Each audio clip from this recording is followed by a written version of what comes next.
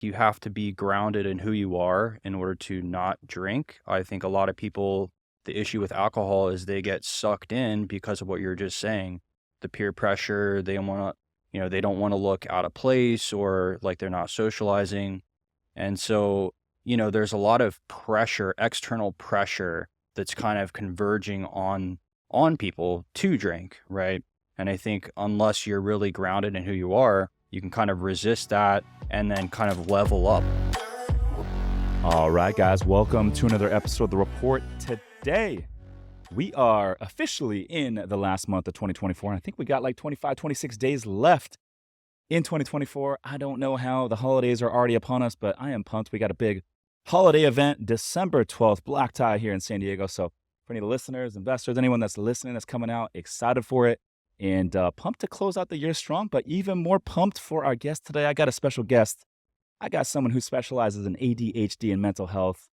He is a naturopathic doctor. I got my man, Dr. Dan Sullivan. Dan, welcome to the show. Thanks so much for having me, Rich. Yeah, appreciate you coming on, man. I think it was Dr. Petty who was on not too long ago, a couple months ago. We had a great conversation, and I think it was Dr. Petty that connected us, man. Yes. So we work together. We've been friends for a long time. We've been workout partners for years. And so, he's a phenomenal guy. And he was the one that connected us. Love Petty. I'm a big fan of him. And fun fact, Petty and I believe it's his girlfriend or fiance will be at our holiday event, December 12th. You're going to be there. I will be there. And pumped for it. So anyways, that's it, man. So much to cover today. I got a lot of questions for you. But first question for you, man, I'm curious. What percentage of the American population has ADHD or ADD in your estimation? There's some different numbers out there. It's less than 10%, but it's a fair amount of people. Really? I think It's that. I thought it would have been way more. I think it is. I think those are the people that are actually diagnosed, but I think it's a lot more rampant than we realize. Okay. I've never been diagnosed. I would bet I have probably ADD, but I want to get it from you because I don't know a whole lot about it. I've never been diagnosed, but I'm all over the place. ADHD or ADD? What is the difference between ADHD and ADD? So ADD was an old diagnosis. It's basically the same thing where ADHD is now the term that's used. And so there's 3 different subtypes of ADHD. And so it sounds like you're talking about being a little bit all over the place. So there's the hyperactive type, there's an inattentive type, and then there's a combined type. So those are the 3 different types of ADHD. So I actually have ADHD, hence my passion for it. And I have the inattentive type. So that's more of your, kind of mind wandering, you're getting lost in your thoughts, just kind of lower levels of motivation, things like that, versus your hyperactive, which is going to be more all over the place, kind of tapping their feet all the time. Just really difficult to sit down in class. And that's these are all under Those are ADD? all under ADHD. ADD. Oh, ADHD. ADHD. So what would you call it if like, I'm like, oh, I'm doing it. I'm responding to an email or I'm doing a task. And I'm like, hey, I got to go get something that's in my phone. And then I go on my phone and I get a notification on social media. And then I got an email. And then I click the email and then my mind goes somewhere else. And then like 2 minutes, 3 minutes later, I'm like, oh my gosh. This is what I'm supposed to be in my phone for. What would you call that? I would not necessarily call that ADHD, right? I think that's, with social media, with all these notifications, our brains are getting hijacked by that. And it's very easy to get sidetracked. You get the notification, go into that rabbit hole and then forget why you even started looking at your phone in the first place. So I wouldn't necessarily call that ADHD. I would say people with ADHD are going to be much more prone to that type of behavior, where they're going to be less likely to kind of zero in on their goal, what they wanted to do. And so a lot of it is about actually, we were just talking about the Pomodoro technique earlier on the show. There's different techniques that we can use to kind of, put the blinders on, so to speak, to try to, mitigate those distractions that we're all, bombarded with these days. Okay, so what is ADD? ADD, so attention deficit disorder. So that was basically an old diagnosis for the same exact thing as ADHD. Oh, that's just the old diagnosis versus the new one. Exactly. So same thing. So can you use them interchangeable? People do. Yeah. Okay. Yeah. Okay. Got it. You mentioned 10% have been diagnosed. I would imagine a lot of people have it to a certain degree that have not been diagnosed. I'm one of them. I'm like, I don't need to be diagnosed. I feel like if I do have it, I don't want to know I have it. And I feel like I don't use it as an excuse to not achieve my goals, to not focus on things that I'm into. But I also feel like, to a certain degree, if I'm struggling to stay focused on something, it's also likely that I'm just not interested in that subject matter. Totally. Like, I think back to when I was in middle school, elementary school, all these, history classes or biochemistry classes that I have zero interest in. History, I actually do have interest in. So let's just say biochemistry or algebra, which I don't really have a lot of interest in, and I'm falling asleep in those classes. It's to me, looking back, I used to think, oh my gosh, what's my problem? I'm not focused on this subject. But in all reality, looking back, it's like, well, I just didn't have any interest in that. And today, things that I'm not interested in, if I'm having a conversation with someone I'm not really that engaged in, it's just like, okay, well, it's just, to me, it's boring. Mm-hmm.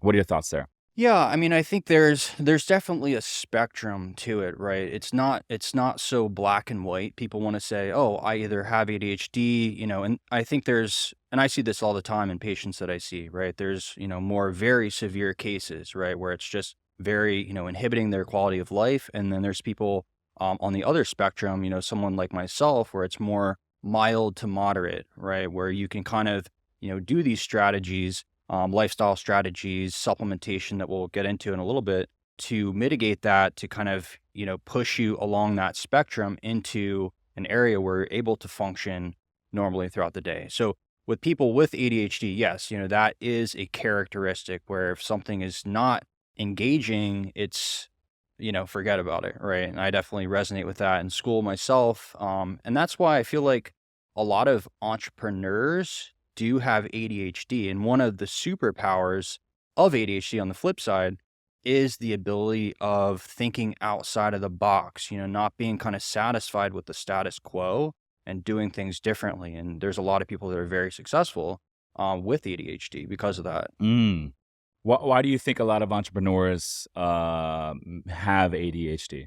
Well, I think it's the flip side. So I think those with ADHD are more likely to think outside of the box to then become an entrepreneur because they're not really satisfied with the 9 to 5s, just going to school, that kind of thing. They're not really thriving in that environment. So they need something different and they need that, more hands-on learning or that, just that entrepreneurial venture in order to, yeah, just, feel focused, feel motivated, feel inspired. Yeah. I think there's something to be said there, and that makes a lot of sense. But at the same token, I've learned that, like, how to become successful in business or as an entrepreneur, a lot of it is doing the same thing over and over and over. And when you get bored of it, you do more of it, right? And identifying what you're not good at and identifying what you're good at and what's working and doing more of what's working and doing more of what's working. And then when a bottleneck arises that doesn't allow you to continue doing more of what's working, you take all your energy and you go and remove that bottleneck, and then you go back to doing more of what's working. And, I think when we talk about ADHD and being distracted, I talk about it all the time. I call it shiny object syndrome, where if you're a creative as an entrepreneur, you get distracted by all these opportunities. And as we grow, there's more opportunities that are presented to ourselves. And so it can be hard to stay focused. But I know in order to win the game, you got to say no to all the distractions. Starting is about saying yes. Growing is about saying no. And so I think the ADHD component about becoming an entrepreneur is key, but I think you have to say no to all these distractions, which is Sure. probably the hard part. 100%. 100%. So, question for you. I know you got a lot of really interesting topics and a lot of very viral videos on your Instagram account. I suggest all the followers to go check out my man Dan on Instagram at Dr.Dan Sullivan. But one of them is 3 drinks to avoid in ADHD. What are those 3 drinks to avoid in ADHD? So number one, we were talking about before the show, is going to be alcohol, right? This is very detrimental to the brain. I feel like for anybody, with or without ADHD, honestly, inhibits the frontal lobe, which those with ADHD already have difficulties with. Number 2 would be over caffeinated drinks. So your energy drinks full of, 200 plus milligrams of caffeine, a lot of sugar in those. So those can be hyper stimulating. And then number 3, I would say any kind of very sugary drink. So your frappuccinos, even your fruit juices, right? Your apple juice, orange juice, things of that nature, and then obviously soda. So those you want to be really avoiding the high sugar drinks because of the disruptions in blood sugar that happen to the body, and then it really takes a hit to focus and motivation. Mhm. Alcohol is definitely like I totally get that. For me personally, like this year, I did 76 days no drinking earlier this year. The first time I ever took a break from it. And it was a game changer, man. Like everything in my life was on the up and up. What Whether it did you was, notice with that? oh my gosh. So I did 76 days earlier this year. And then I drank for like the summer, like a couple months during the summer. And now I'm on another stint and I'm almost at 100 days. And so I have a lot of takeaways. I mean, I'm 39 years old. I've never took a break from drinking my entire life until age 39. And oh my gosh, so many takeaways. So one is there's not one bad thing that comes out of being sober. Not one bad thing that I can think of that comes from being sober. It's all positive. It's all wins. It's all positive things. And it's your fitness changes. You're more locked into the gym. Your fitness is the intensity of your workouts is better. You naturally wake up a lot earlier. You wake up with more ambition. You're always like the energy levels are through the roof.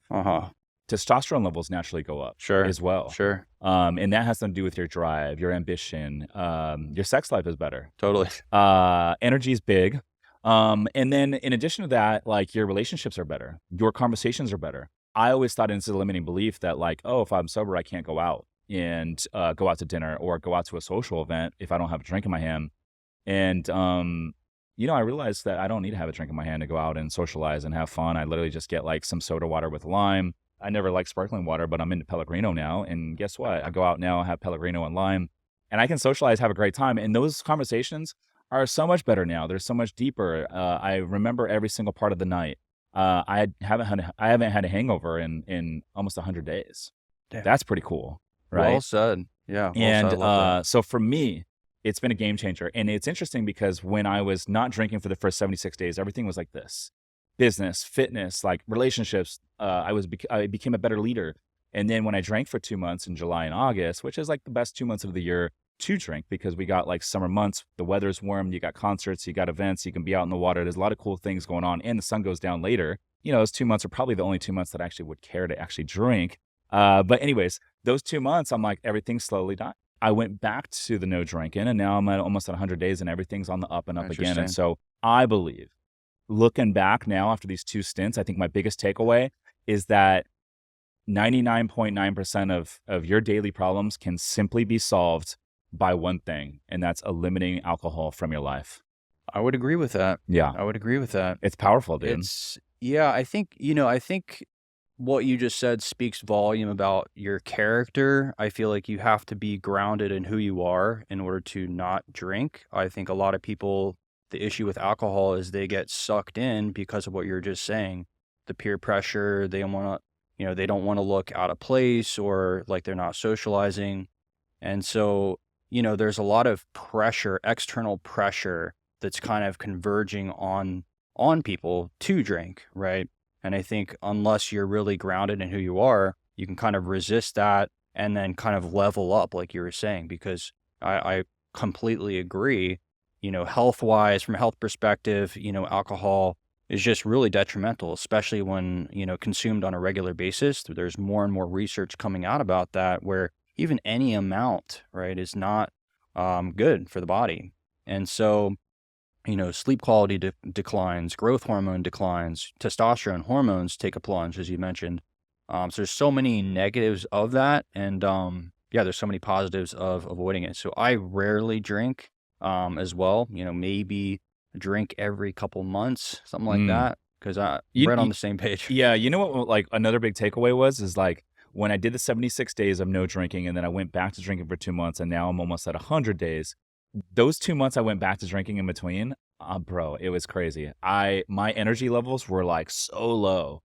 And before all this, I just thought that was normal. I just thought that was normal way of life. And now I'm like, oh my gosh, I know what it feels like to be sober and like your energy is through the roof. Even if you have a night where you didn't quite get as much sleep as you normally would like to, you still feel great. You still feel amazing. And so when I went back to it, I was like, whoa, I really felt it. The energy levels drop. And I was like, dude, I don't like this anymore. So Yeah, it's hard to go back there when you felt, when you felt 100% and then going back to 75% or whatever you're at, it's hard to step down. I think similar in business, or if we're, used to, nicer things, it's hard to go back. mhm. So I think my new thing, and I'm gonna keep this going. Initially, I was like, I'm gonna do it in 100 days. I'm gonna keep this going because it's just too good, and I'm just like I'm loving this new way of life. And so I think moving forward, I might only just drink during the summer, 4th of July to Labor Day. Those are the best 2 months of the year. I might just drink during those 2 months, be sober the other 10 months. I'll tell you what, January, February, there's no reason for me to come back and like enjoy drinks. Everyone's on New Year's resolutions. People are trying to save money. The weather's cold. I have no interest in drinking in those months anyway, so I'm gonna keep this thing going, and maybe I'll just drink 2 months out of the year, I you like know? that plan. And I'll say this, the last thing I'll say is this, Dan, is, for the people out there, if you're listening to this and you're like, "Hey, I'm just having a couple drinks at dinner, I'm just drinking, 2, 3 nights a week," I get it, but check it out. If you're just drinking moderately 2 to 3 times per week, that's 2 to 3 days the following day per week, 2 to 3 times per week the following day, the entire following day, where you're operating at 50% of your normal self. And so think about operating 50% of your normal capacity 2 to 3 times per week. That's half the entire week for an entire year. That compounded over months, over years, over multiple years is the difference between someone making it to the college basketball level and someone becoming Kobe Bryant, becoming Michael Jordan. If you relate this to entrepreneurship, to business, maybe you're a professional athlete, all that good stuff. And so if you think about that, and then in addition to that, I think about this too as I get older. Our days on this planet are very limited, Mhm. right? Average life expectancy for a male is 77 years. I'm 39. And so I always say months is the best way to measure how much time we have left. I have about 450 months left on this planet. That's going to go by like this. And so to think that I am going to waste those 450 months that I have remaining operating at 50% of my capacity because I want to go out and have a couple drinks, that is a little bit crazy to me. And so that's why, for me, it's made the decision a little bit easier. And the last thing I'll say is this. I think a lot of people struggle with giving it up. I think if you give it up for the right reasons and you give it up because you want to work on yourself, you want to work on self-growth, self-improvement, and you want to improve your life, you want to use it as a vehicle to level up your game, it becomes a lot easier to give it up. And you don't need to give it up forever. Just give it up for like certain seasons, That's it. I love that mindset. I think that long-term perspective is key. And, like you're saying, just kind of zoom out and look at that. Like you're saying, half of your time is spent at 50% capacity. That's crazy, right? Especially with the compound effect, I think it's a similar approach, in health. And what I do is engaging that long-term view and that Mm, long-term perspective. And, what are the actions that we're doing day to day and what consequences will they have in 1 year, 5 years, 10 years, 20 years? And like you said, the compound effect is massive. And so, it's a little change, just saying no, today. And, just the little things, they just add up. And like you said, we have a limited amount of time here. So why not live life to the fullest? yeah, no, absolutely. I totally agree with you there. Okay, so when we talk about those three things, you talked about alcohol, you talked about energy drinks. Is alcohol probably the worst one for the ADHD? I think so. Yeah, I think so. Just because people with ADHD also struggle massively with sleep too, getting to bed on time and also sleep quality. So alcohol really inhibits sleep, as you know. And so for that reason, and just the effects that are felt the next day and even multiple days after, depending on how many drinks you've had, I think that's probably the number one. Yeah, sleep is big. I mean, if you think about it, just going out and having a couple drinks for dinner, your body's already like digesting and metabolizing the food, which is a lot on your body. But then you throw in a couple drinks, your heart rate goes way up because your body's like in overload. And so I never thought that was like healthy. But anyways, okay. So next one for you. This is a big one. I think a lot of folks struggle with this, or a lot of folks at least go through seasons where they struggle with this. Is anxiety. So, what is anxiety, and what are three things that folks listening to this can do to avoid anxiety attacks? So, anxiety is really fear of the future, things happening, bad things happening in the future. And so we're perceiving those or we're anticipating those things happening. And so that really ramps up our central nervous system, our fight or flight nervous system. And so people can really get stuck in that, right? And kind of loop in that thought process. And it also creates a loop in the brain. So there's a part of the brain called the amygdala that I know people are aware of. So that's the fear center. So that's more hyperactive, and so when that's active, that can actually inhibit the frontal lobe where we do our executive thinking or, executive functioning, higher level thinking. And so when that thing gets triggered, we can kind of bypass that whole pathway. And so I would say three things that people can do with anxiety is focus on the breath. So taking deep diaphragmatic breaths is a big thing. So people get caught breathing from the chest up, kind of have these short breaths. And so when we engage the whole diaphragm, we engage the parasympathetic nervous system, also known as the rest and digest. So that can really help us to tap out of that anxious state. I would say setting yourself up for success. So in the morning is a big opportunity. So one thing that people can do is avoid skipping breakfast. A lot of people will just get up, they'll have coffee, they'll skip breakfast. And those that are more prone to anxiety tend to not do as well doing the intermittent fasting type of a thing, which is very healthy for the right individual. And then I would say the third thing would be similarly in that morning routine, which I think is critical for anybody, would be to look at their phone immediately and get sucked into negativity, to social media, to the news, things like that, where it just spirals that, anxious thought pattern. Yeah. I like what you said there, especially with the news, eliminating a lot of that. I think a lot of people watch news before they go to bed. They watch it first thing when they wake up, and I'm like, dude, there's nothing good that comes out of the news, in my opinion, generally speaking, especially the local news. But I actually used to be addicted to Xanax when I was younger. This is when I was in college, and I never had anxiety before. I just took it for fun, and then I quickly became addicted, and that was really hard to come off of. I probably was on it for like 6 months, and then I weeded myself off of it, and I didn't know until after that like people have seizures when they come off of it. It was Oh, like, yeah. yeah, but it was a rough It's a one to come powerful off of, drug. and I had never had anxiety before. And I think out of all the things I've experienced in my life, that was, from a physical standpoint, that was probably the hardest thing that I've ever done. And I was young, but I think these natural remedies are 100% the way to go. When I look back at my experience with the Xanax, I'm like, I would never prescribe that. I would never suggest anyone take that. Yeah.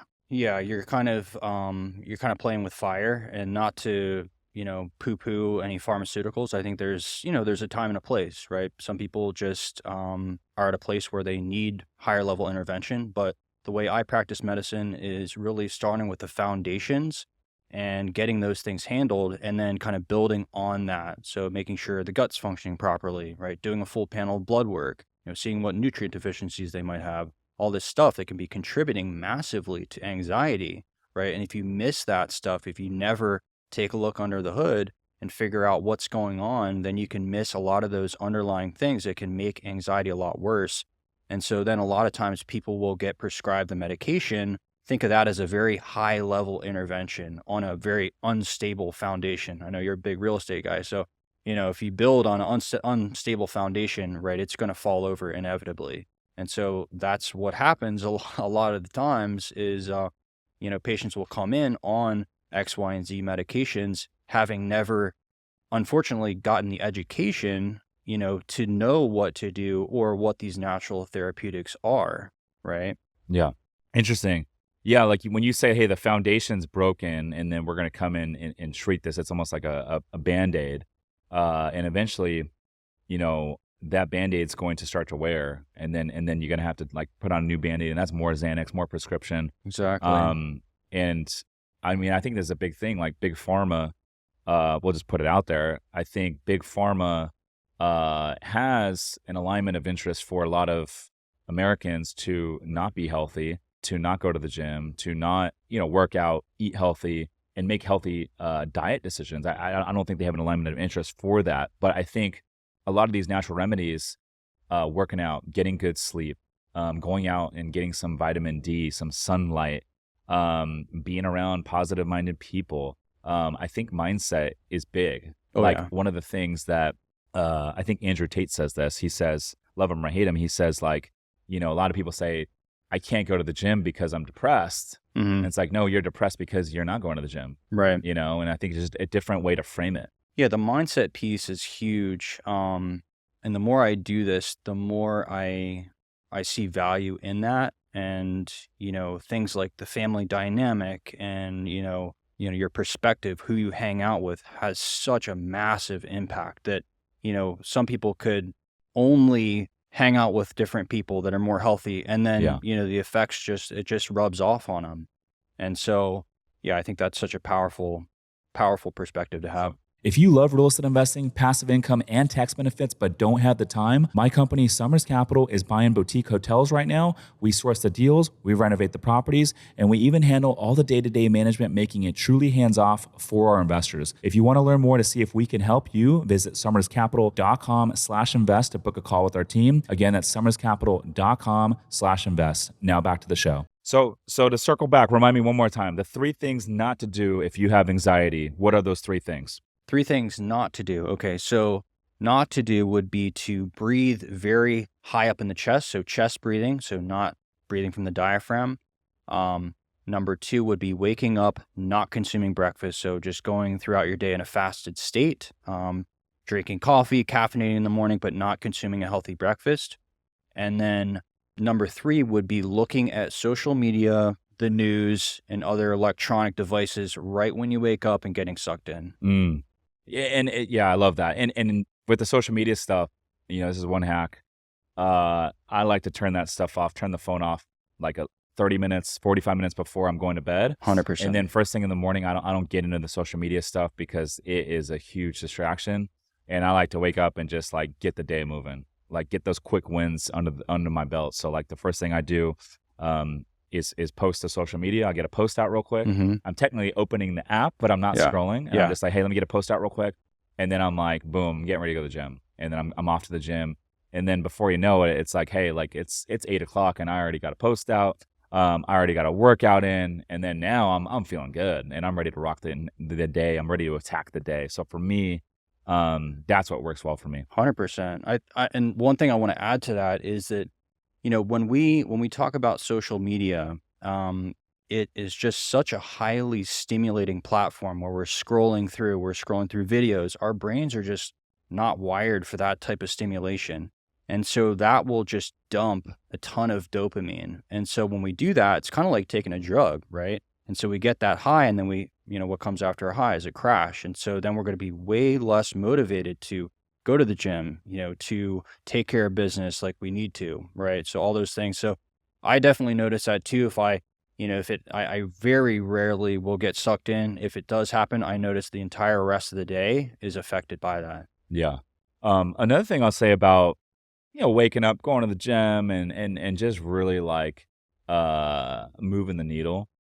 A lot of it is who your circle is.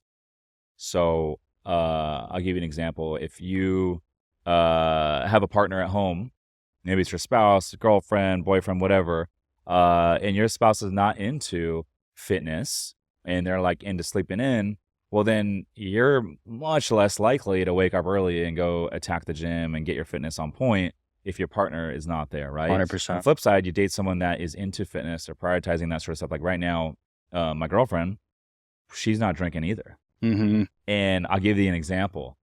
Like I was going to do 100 days and then come back and she's like, I'm going to keep this going.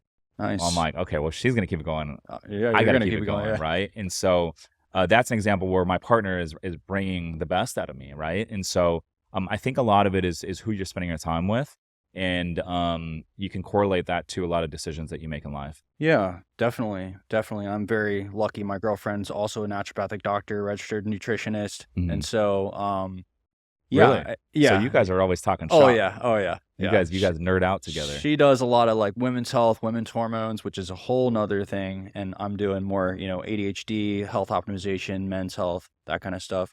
But yeah, to your point, I feel that as well. It's kind of this you want to be around people, whether that's your spouse, your partner, whether that's your friends, whether that's, you know, yeah, just who you spend most of your time with is bringing you up and causing, is pulling you forward, is pulling you to grow, to expand. Do you guys work out together and hike and all that sort of stuff? We do, yeah. So she's been doing a little bit more Pilates and stuff, so I'm more into Mm. weightlifting, Where do you lift at? jujitsu.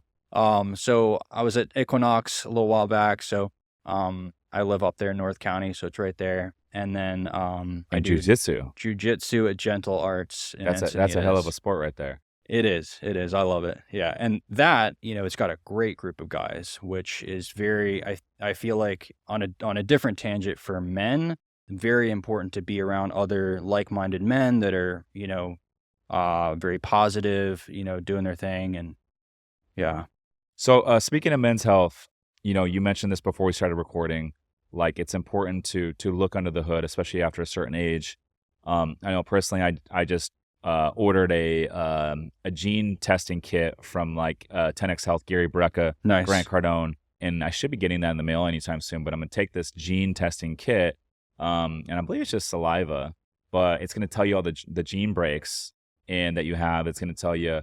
Well, you tell me what does this gene break test tell you? Yeah, so I mean, there's a lot of different tests out there, right? I tend to focus on the foundational tests first, so which would be your testosterone, blood work, vitamin D, right? A CBC, your liver, all that kind of stuff first. The gene tests, yeah, they do definitely come into play.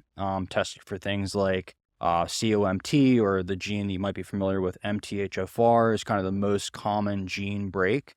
So there's a lot of different genes that can be that they call polymorphisms. There can be a different or a malfunction in the gene that can make it work either a lot slower or quicker than it's supposed to, and so that can lead to various different issues, detoxifying the body, producing neurotransmitters, all kinds of stuff, energy production. So it's good to keep those in mind. I would say, in my opinion, I would start with the foundations first. Like, it sounds like you're have a really good handle on, the diet, the lifestyle, getting around positive people, doing some blood work, and then that's sort of like the cherry on top is the genetic testing.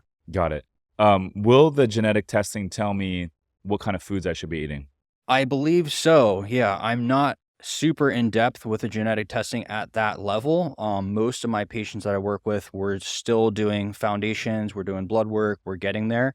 But yes, there's been more and more advancements in the genetic testing in terms of, like you mentioned, the foods you can eat, the type of exercise that your body is well suited for, even the types of medications that your body might be metabolizing better than others. And so I feel like that's sort of the next step in, psychiatry is tailoring medications to those who truly need them, to a much finer level, if that makes sense. Yeah, that does make sense. Because I've always understood that like as like everyone has a different metabolism, body type, and some people are going to respond better than others to certain food groups. And I think understanding at a clear level, like based on your body type, based on your personal metabolism, what food groups are going to help you perform at the highest level in terms of energy, performance, brain power, like all that sort of stuff, memory. Mhm. I think that would be good to know. 100%, 100%. One of the tests that I actually do a lot is, from a different perspective, is a food sensitivity test where we're figuring out. That's a blood test that we do very commonly at the office, where that will tell you there's hundreds of foods, whether your immune system is reacting to that food. So basically, if your immune system is reacting to a food, that's going to be generating inflammation, brain fog, different GI symptoms every time you consume that. And so a lot of people or a lot of patients I'll do that on, they are reacting to certain foods that are slowing them down. Interesting, man. Very, very interesting. So, speaking of foods, what are some nutrient deficiencies around ADHD? So the first one would be omega-3 fatty acids. So those found in fatty fish, especially like your smash fish, like sardines, anchovies, mackerel, herring, salmon, things like that. So those omega-3s, people in our day and age are just not getting enough of. We're very high in omega-6 fatty acids from, your processed foods, your fast food, your inflammatory seed oils, things of that nature. So people are very skewed in that way. So consuming too many omega-6s, which are more pro-inflammatory, versus the omega-3s that are anti-inflammatory. The second one I would say would be magnesium. That's very, very commonly deficient in those with ADHD. That is deficient in our soil nowadays. We're just simply not getting enough in the foods that we consume, even if we are eating organic and local and all that stuff. Granted, it's going to be a lot higher amounts, but it's still one of the most common nutrient deficiencies in ADHD. And so I'll say this as well. Those taking stimulant medications, which are the most commonly prescribed meds for ADHD, those rapidly deplete magnesium even further. So people are, already deficient in magnesium. They're taking stimulants, which then make the deficiency even worse. So it becomes a vicious cycle. And then the third one I would say, although there's a lot I could talk about, would be zinc.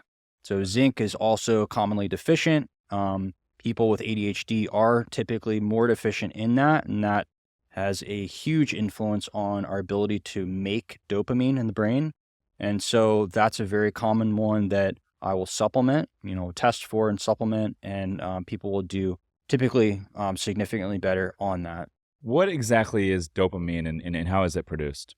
So dopamine is a neurotransmitter in the brain. So dopamine, we have all kinds of different neurotransmitters. People probably know dopamine, serotonin. We have all kinds of neurotransmitters. And so dopamine is more responsible for focus, motivation, and it's actually associated with the anticipation of a reward. So a lot of people associate dopamine with reward, but it's actually is released more in the brain when there's an anticipation of a reward. So, that's why it's very helpful to, set up, wins for yourself or celebrations for yourself after doing, all kinds of work throughout the day, have something to look forward to that can really pull you and help your brain to produce more dopamine. Mm. And then is your like what kind of things drain your dopamine? Is like going out drinking alcohol or like doing drugs? Is that all drains it? Yeah, so typically more what they call dopaminergic or dopamine activating drugs would be like your cocaine, your alcohol as well can drain it. And also social media, right? So when we're highly stimulated in that way, video games as well, that can really dump a lot of dopamine at once and then deplete our stores and can leave us feeling unmotivated and just lower energy, sluggish after that. Now, on the flip side, if you're consuming like motivational, inspirational social media content that you can utilize to level up your game, would that work in reverse and actually help your dopamine level? Yeah, yeah, I think there's definitely nuance here. It's not all social media is bad or anything like that.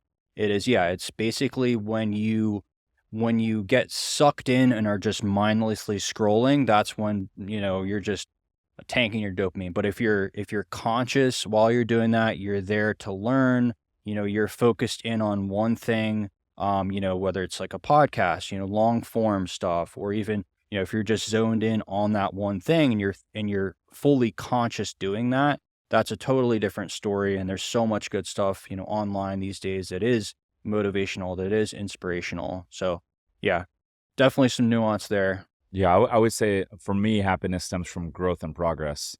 And so the more I'm growing, the more I'm progressing, whether it's, at the gym, fitness, or at a business perspective, or maybe with my personal life, the more I'm growing and progressing, generally speaking, the happier I am, but it's probably also building my dopamine, right? 100%. Yeah, 100%. that all makes sense now.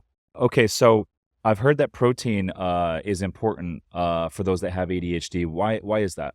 Protein is critical for those with ADHD. So protein contains the amino acid L-tyrosine, which is a building block of dopamine, right? So it's kind of the raw material for making dopamine.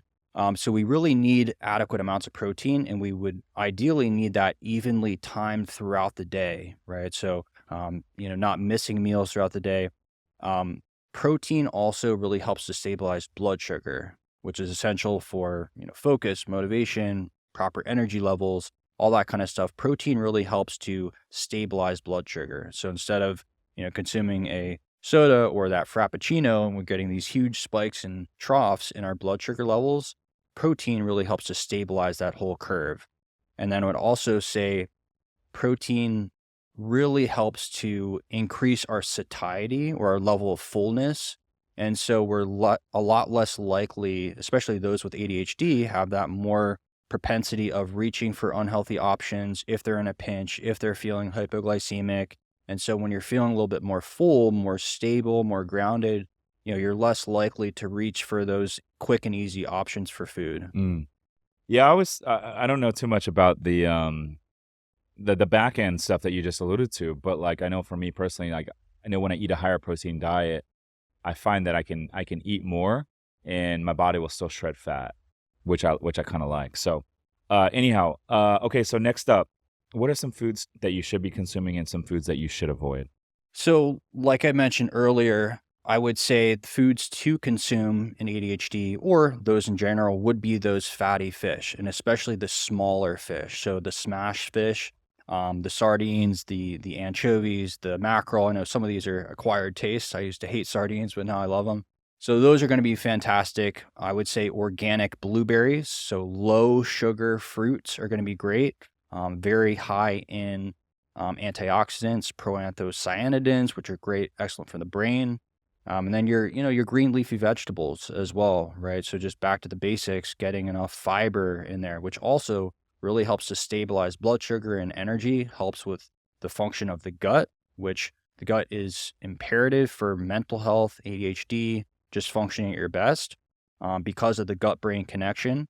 So that's a big one. And then foods to avoid is going to be, your processed foods, right? Your high carbohydrate, simple carbohydrate, your bagels, your crackers, your, toast, your things like that, where you're just, and especially just consuming those on their own. I would say any kind of sugary drinks as well. So your even fruit juices, you're eliminating all that good fiber from that fruit.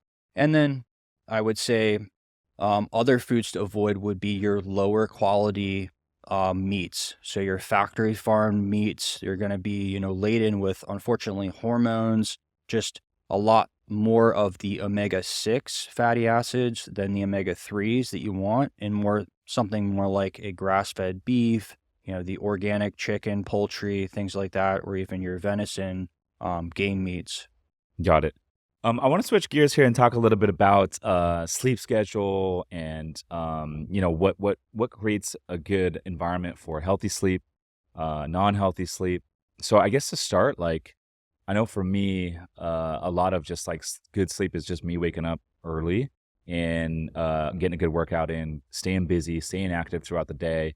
I might get a second workout in the evening, go do like a hike or something like that. And I'm so busy that by the time I get to like 9 o'clock, 9:30, 10 o'clock, especially, I'm just like out.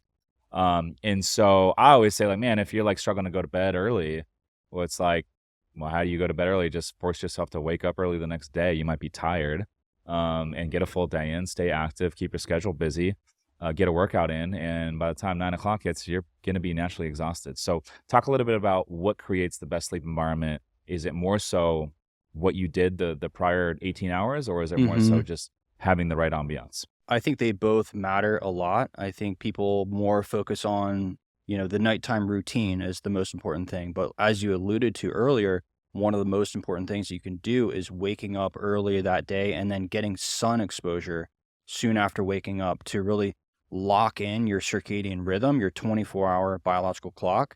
So if you do that, you get a natural surge of cortisol in the morning, and then pairing that with exercise can be very helpful as well. So waking up early, getting outside, getting some sun, getting the body moving.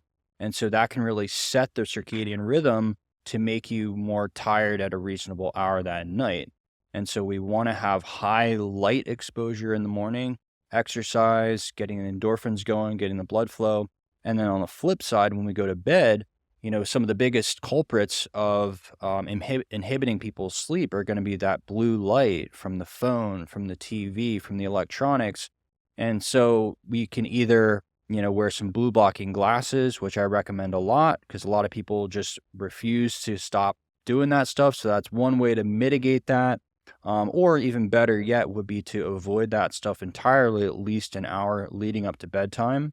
And using, the bed for sleep only, right? Just really having it a place where you only sleep, you only, are intimate and other than, otherwise taking electronics to bed, things of that nature kind of tricks your mind. And so also blackouts are very, very important for sleep.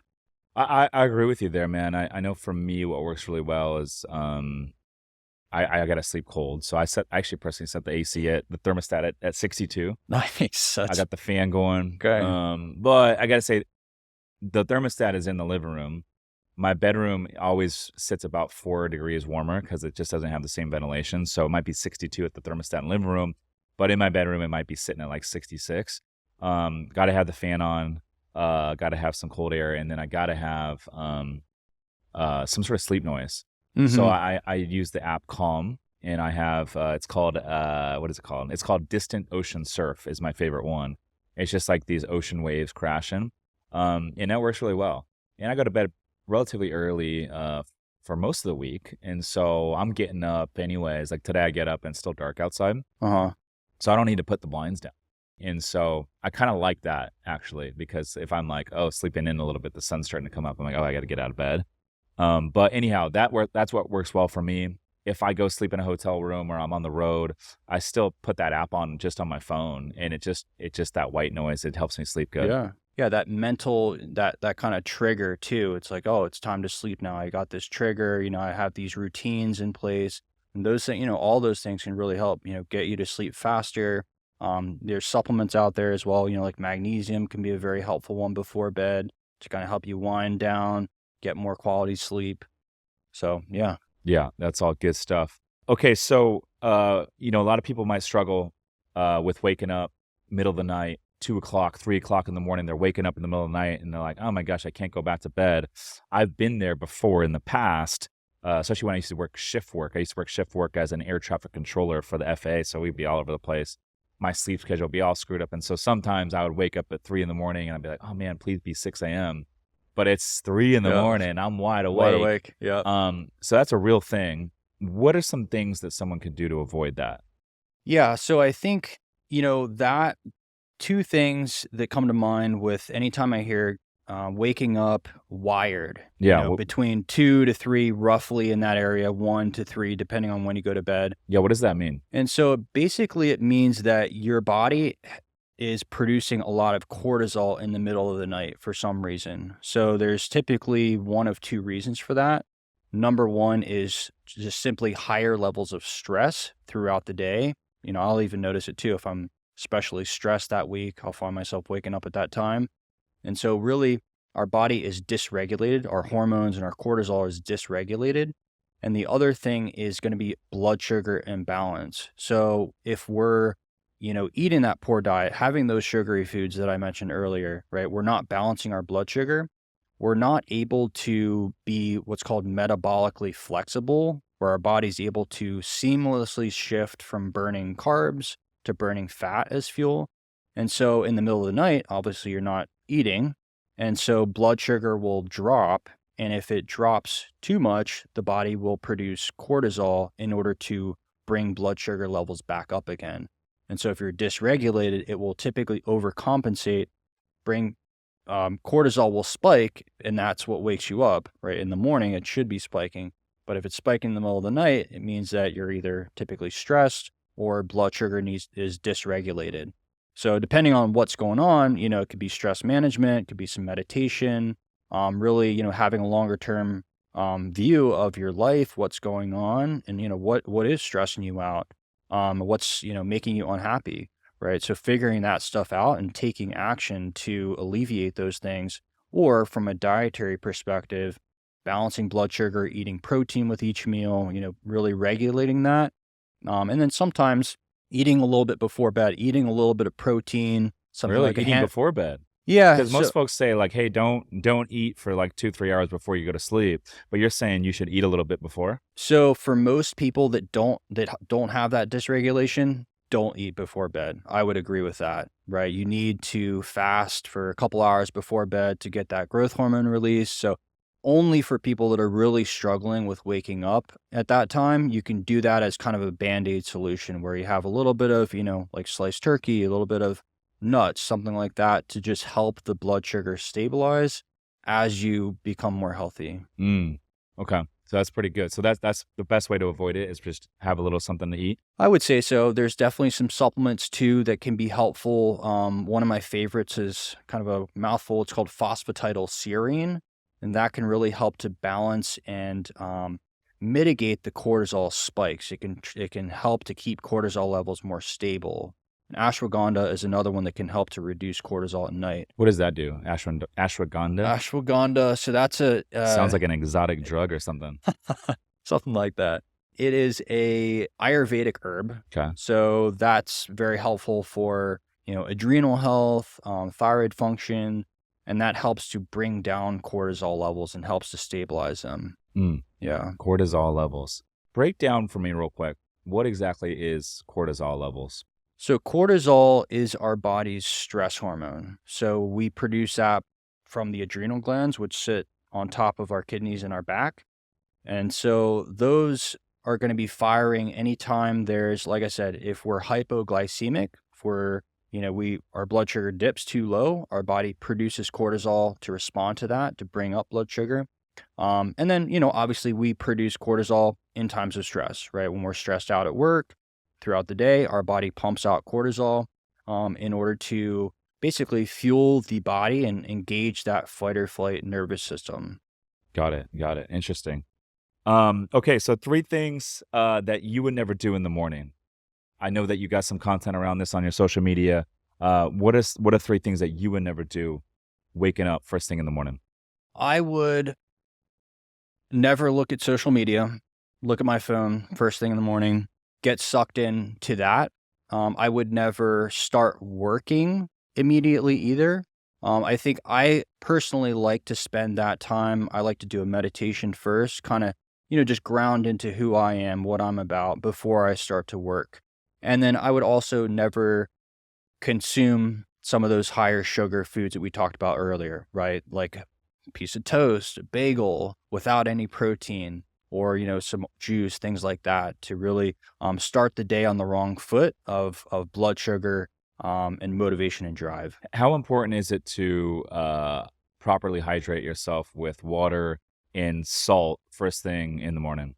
Critical. So that can also help the adrenals as well, which are, again, responsible for producing cortisol. So if we're under a lot of stress, we're going to need a little bit more salt. So that's a good time to do it in the morning to kind of ease the burden on the adrenals.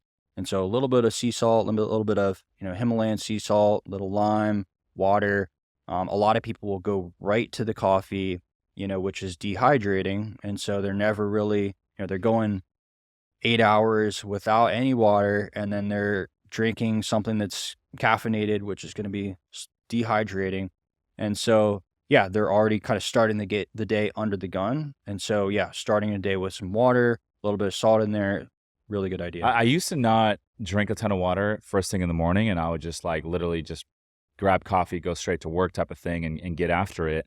And over the last several years, I've gotten in the habit of drinking about 32 ounces of water. I drink it first thing in the morning with some sort of salt. Right now, I use the Liquid IV sugar-free packs, the lemon lime one. It tastes very good. I know there's probably healthier ones out there. I'm open to trying those. But since I've gotten used to this, I will literally consume 32 ounces while I'm working out at the gym of water with a little bit of salt and some electrolytes. And then I go and start my day. Then I go have my cup of coffee and I go to the office and I feel so good. And on the days that I feel tired now, it's usually as I look back, I'm like, oh, I didn't drink all my water this morning. I didn't go to the gym this morning, and so I didn't drink the 32 ounces. Maybe I just had a little bit of water, and I'll notice the effect throughout the day. It's a massive difference. Yeah. Game changer. Yeah, I would I would add to that too. I totally agree. And I think it's a lot easier to drink water when there's some electrolytes in there. And it's easier for our cells to become hydrated as well versus just chugging a bunch of straight water. I would also say with your point on the caffeine, how you're saying you're drinking your electrolyte water, getting a workout, and then you caffeinate, have the coffee. That's a big thing in terms of cortisol that they've done. There's been a lot of recent research on that What do you where mean? if you think about it, so if you wake up first thing in the morning, your cortisol levels are already at their highest because that's what helps you to wake up in the morning. If you then drink coffee, that's going to further increase cortisol. So you get a big surge of cortisol in the morning, and that leads to then a crash that you're going to typically feel later in the day. Versus you wake up, you have that normal surge of cortisol, you have your water, you have your workout, and then you caffeinate, and it's sort of a much more of a gradual cortisol spike, you could say, instead of that big one and then a crash. Okay, so walk me through this. Right now, I'll wake up, I'll tell you this morning. This morning, I'm up at 5:45. I fill up a 32-ounce, jug of water, throw some electrolytes in there, throw some salt in there, liquid IV, sugar-free. I'm off to the gym. By the time I get home from the gym, I'm finished with my water. I have a protein shake, and then, freshen up, shower, get changed. I go to the office. On the way to the office, I go and pick up my Starbucks, and I get to the office and I'll sip Starbucks. And so, I'm probably in between finishing the water and then my coffee, maybe like 45 minutes to an hour. How long should I ideally space this out if I want to have more of a balanced cortisol level throughout the day? Yeah, I would say anywhere between an hour to 2 hours, right Okay, after waking up to have your caffeine. got it. Yeah. Okay. Yeah, so I think that's a good window. I like that routine, getting up with the water, having the workout, getting outside, getting that Yeah. sun, and then kind of slowly easing into the caffeine. 'Cause I got to be honest, man. Like I feel great right now. I'm just like I'm jacked right now, and I'm like just yeah, Locked I in. feel good. I'm like I should probably go get my T levels tested. I it's funny. I was like I wanted to get tested. I never got my testosterone levels tested, and this is actually literally is just like 3 weeks after stopping drinking the second time. And I got tested, and I was at I think 579, something like that. And so I want to get retested. This is natural. I want to get retested now that it's been almost 100 days because I noticed my energy is just going through the roof. So I want to get tested again. So, if I'm like 700 natural, I'm like, I don't think I need to get on testosterone at this point. So I'm gonna likely wait. I feel great, right? And so, why get on it? And then my body's gonna stop producing it naturally. I know that's always a card that I can pull out of my back pocket later in life. But for right now, I think I'm gonna take a break from it. But I say all this and that. Yeah, man. If I get good night's sleep, 7 hours plus, I wake up, I do my 32 ounces of water throughout my workout, get like nice lift in, shower, get my coffee, get in the office. I'm feeling great, man. I'm That's ready to rock, that's a dude. recipe for success right there. Yeah, yeah.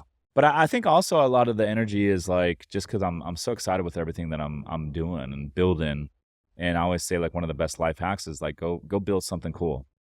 Go build something cool with cool people that you like being around, that get you excited to get out of bed and go attack the day. I mean, I was working a 11-year career as an air traffic controller before I got into entrepreneurship, before I got into real estate investing, and I didn't get as excited to get up and go to work back then. I just didn't. But now that I'm like building my own stuff, I'm like, man, I get hyped in the morning. Oh yeah, Yeah, that can make a world of a difference. big Yeah, big game changer. yeah.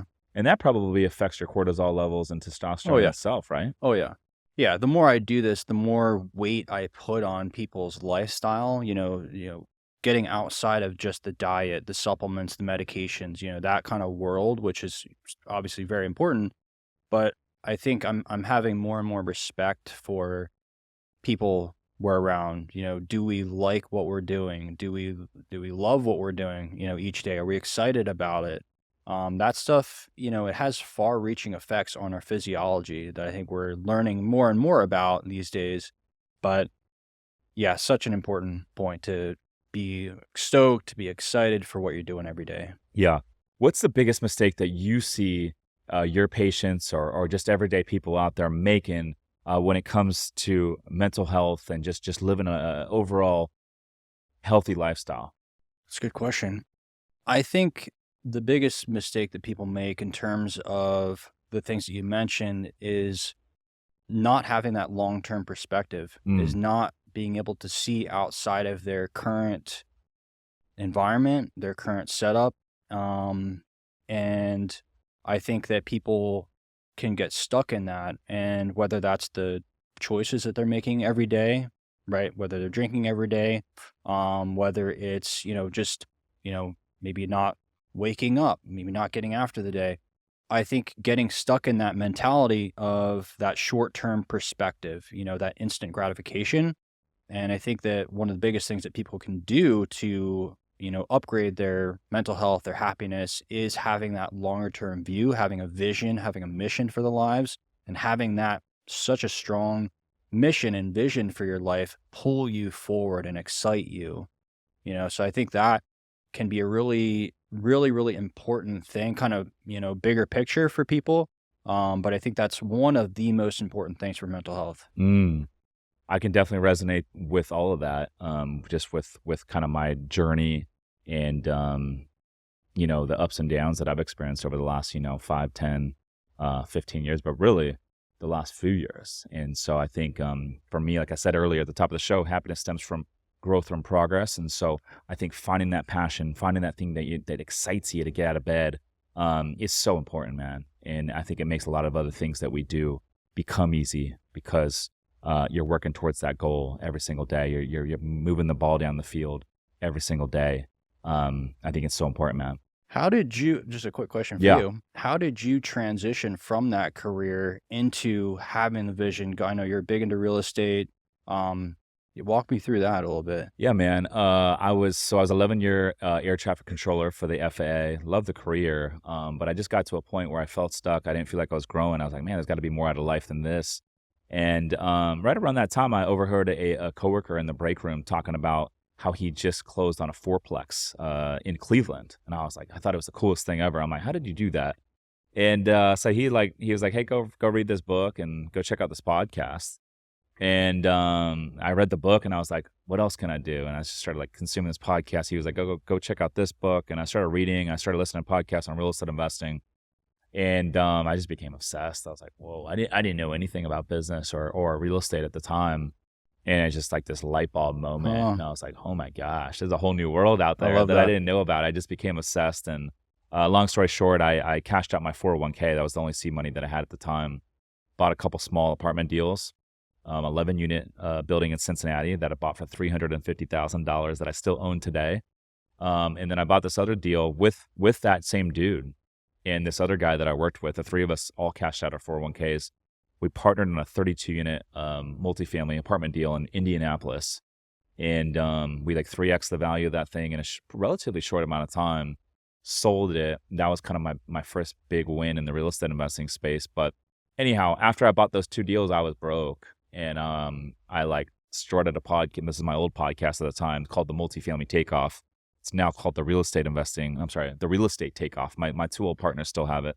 And anyhow, I learned how to raise money. I got some good mentorship and learned how to take down a little bit bigger deals and started getting investors and one thing led to another. And then, ended up leaving that career and going full time. And when I left and went full time, there was a big level up. And Yeah. then when I decided to break up with my old partners and go on my own, there was a lot of growth that happened after that as well. And so I think every time that I've decided to have the tough conversation, because I felt like it was kind of a constraint, you remove the constraint, there's always been a breakthrough moment. And so, I challenge anyone listening to this right now that if you currently are operating with some constraints in your life and you don't feel like you are going to be able to achieve your full potential under the dynamic, I challenge you to have that tough conversation and remove that constraint from your life, because you're going to start to see a lot more success once you do that. Mm. And quite frankly, I think a lot of those other folks, with whatever you might be dealing with, they're going to win too. So like my old partners, they're better off without me too, right? And so, it's a win-win. And quite frankly, I'm still friends with these guys. We still own real estate together. We're just not buying deals anymore, and Mhm. that's totally fine. I love that Yeah, story. yeah. So anyways, Dr. Dan Sullivan, I appreciate you coming on the show, man. Big fan of everything you're doing. I'm excited to connect with you and Petty at our holiday event, where can the folks get in touch with you if they want to learn more, all that good stuff? For sure. So on my Instagram, dr.dansullivan, and then on our company site, so oasishealthandmedicine.com. I love it. Dr. Dan Sullivan, thank you for coming on. I'm Rich Summers. Listeners, thanks for tuning in. We'll see you guys on the next one. Peace.